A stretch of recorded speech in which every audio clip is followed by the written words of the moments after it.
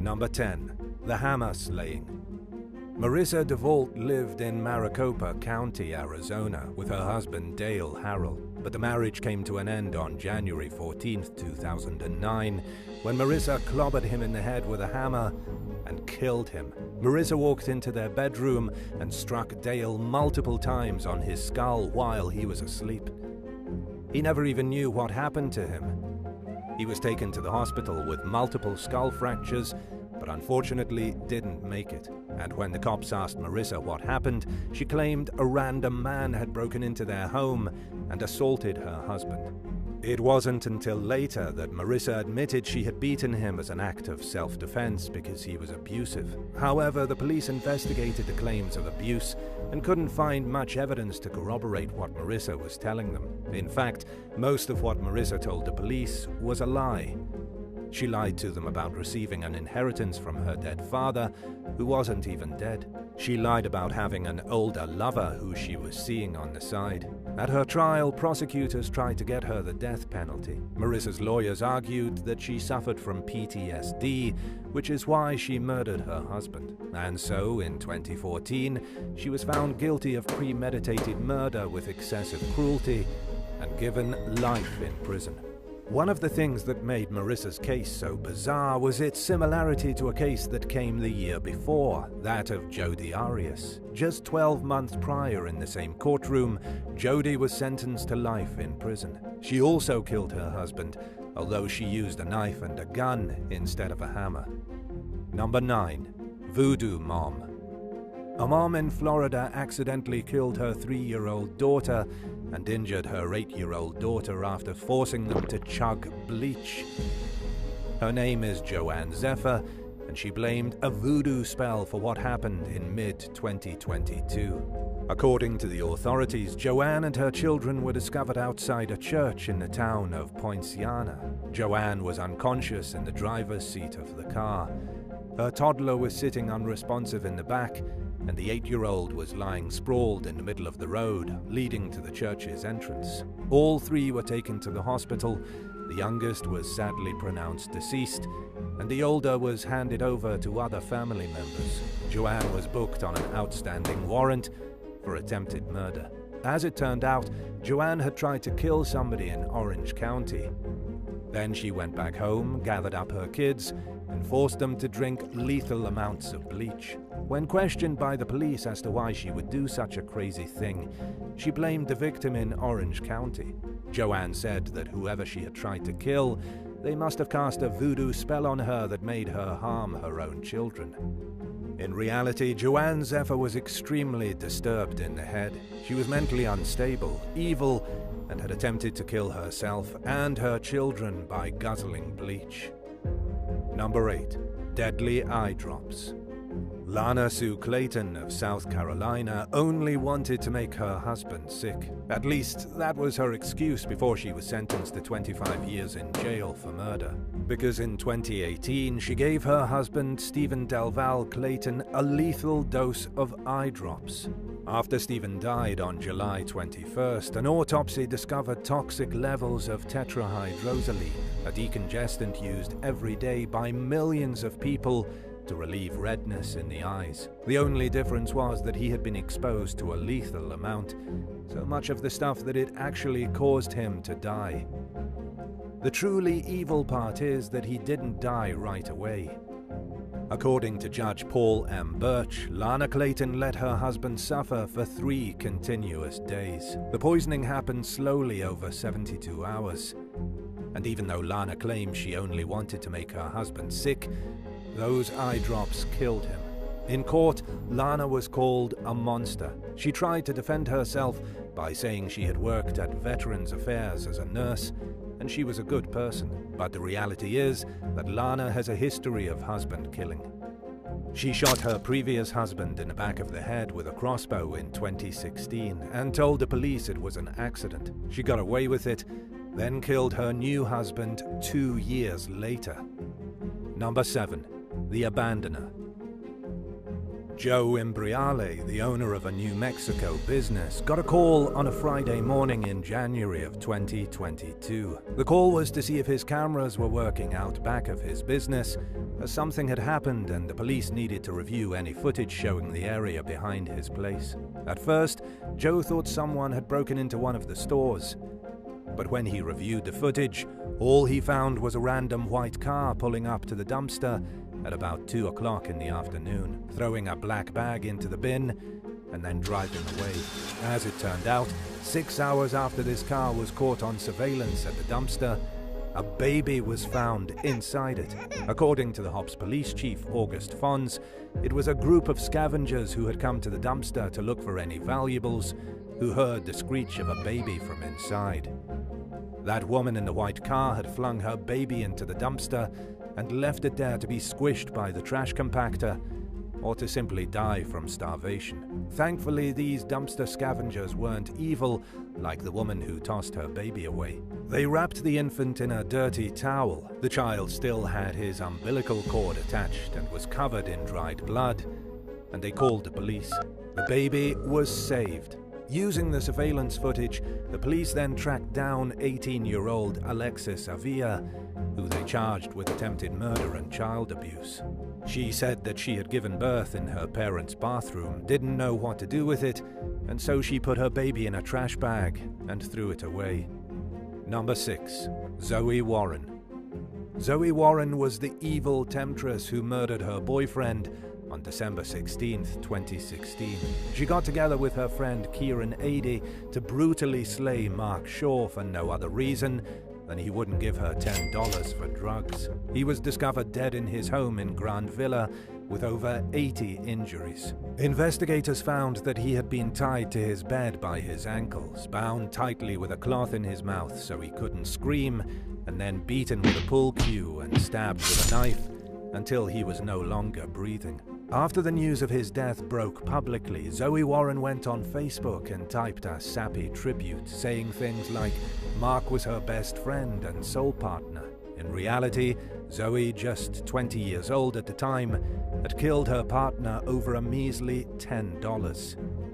She and her pal Kieran stripped the man naked and beat him so brutally that he was left looking like, according to the police, the Elephant Man. Zoe and her friend Kieran were given life in jail. During their sentencing, the judge described the crime they had committed as a cruel, merciless, and sustained episode of brutality. And for that, they'll never be let back in public again.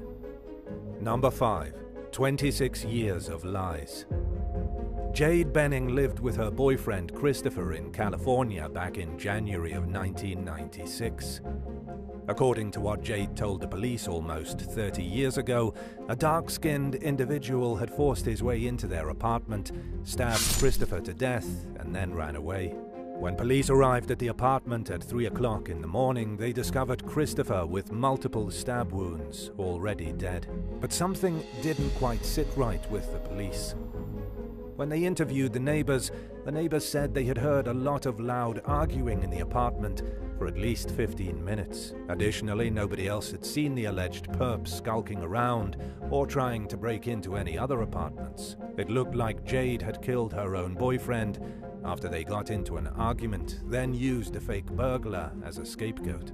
However, the police didn't have the proof they needed, and the case went cold in 2001. Jade moved to Las Vegas, then to Austin.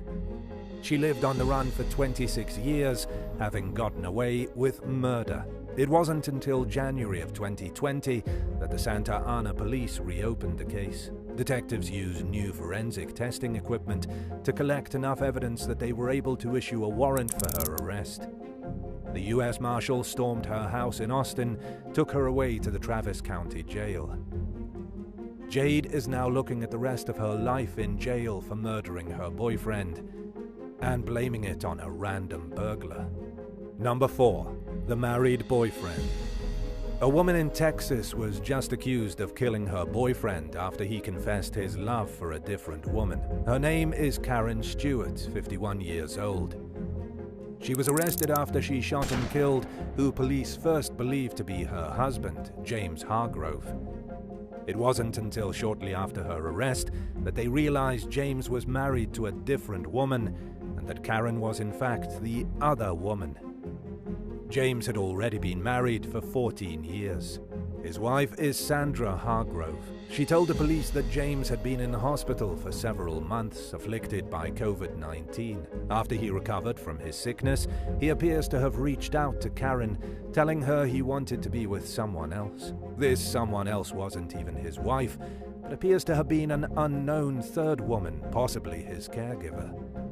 This guy was tangled up with 3 different women, even as he laid in a hospital bed dying from COVID. James's treachery was enough to push Karen over the edge, and she ended all his relationships by shooting him to death. Number 3. Australia's evilest woman.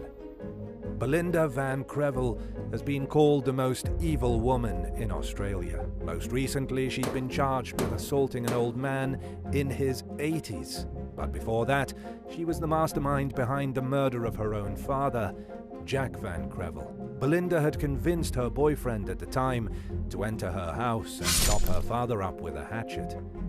While her boyfriend, Keith Schreiber, was busy murdering her father, she laid in a room next door and listened to him scream. This was on August 18th, 2000. Belinda was only 19 years old, lying in bed with her 2-year-old child. After the murder was finished, she drove to the police station and told them what happened, but denied any involvement. It wouldn't come out for 2 more years that she was the one who plotted the killing.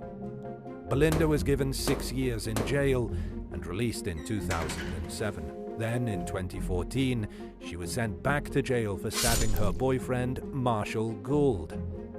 Oddly enough, murder actually runs in the family. Belinda's brother, Mark Valera, is a vicious killer as well. He was convicted in 2000 of 2 different murders. As of February 2022, Belinda is now 41 years old. She was just charged with assaulting a man named Ivan Mlachik, 80 years old. We don't know the exact details, but it does seem like her reign of terror is far from over. Number 2. Evil Charlotte Dootson. Charlotte Dootson has been called an evil and abusive woman.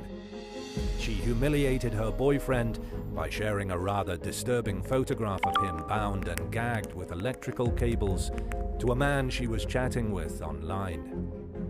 This was right before she finished the job and strangled her boyfriend to death.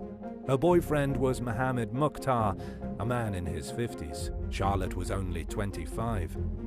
She went to his home in August of 2021, strangled him to death with an extension cord, and sent the bizarre photos to a guy online. This was following a long campaign of cruelty and violence against Mr. Mukhtar.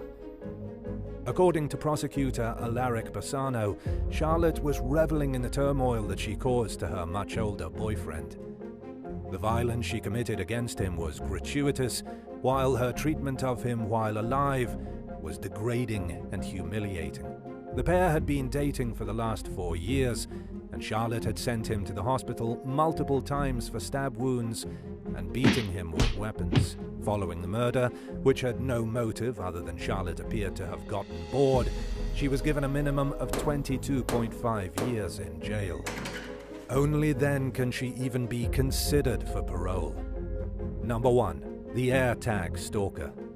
A woman in Indiana has been charged with murder. She became dangerously obsessed with a man that she believed to be her boyfriend.